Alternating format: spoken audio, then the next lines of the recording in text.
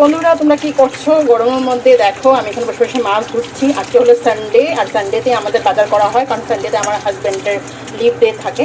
তো এদিকে দেখো কতগুলো পাবদা মাছ নিয়ে এসছে, জানি না কবে খাবো, তবে পাবদা মাছ খেতে আমার ভীষণ ভালো লাগে। তো এগুলোকে সব সুন্দর করে ধুয়ে নিয়েছি, ভীষণ কেটেই নিয়ে এসছে, আমার কাজ কমিয়ে নিয়ে এসছে।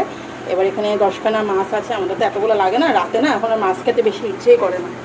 তো যাই হোক দেখি কম বেশি করে খেয়ে নেবো। এদিকে এনেছে হলো পাবদা মাছ, আর কি মাছ এনেছে তারাও দেখছি, আমি তো জানি না কি এনেছে। বাবা, ইলিশ মাছ! দেখো মাছটা ভালোই হবে, মাঝারি সাইজের। যাই হোক ইলিশ মাছ তো ইলিশ মাছ, গরমে একটা জিনিস করা যাবে, ইলিশ মাছ ভাজা হলে আর কিছু না রান্নাও হবে, এই দিয়ে মাছের তেল দিয়ে ভাত খাওয়া যাবে।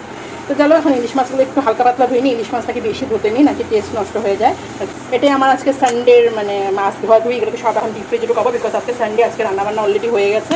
তো সুন্দর মাথা, এটা দিয়ে একদিন কচু শাক দিয়ে করবো, হেভি লাগে।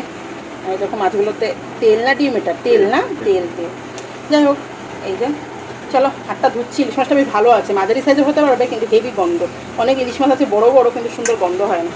ঠিক আছে, মেনু তোমাকে বলে দিলাম। আর পাবদা মাছ দিয়ে একদিন করবো শস্য দিয়ে, শস্য পোস্ত দিয়ে, আর একদিন পাবদা মাছের ঝাল করবো। এটাই মেনু, এই করে 4 দিন কেটে যাবে।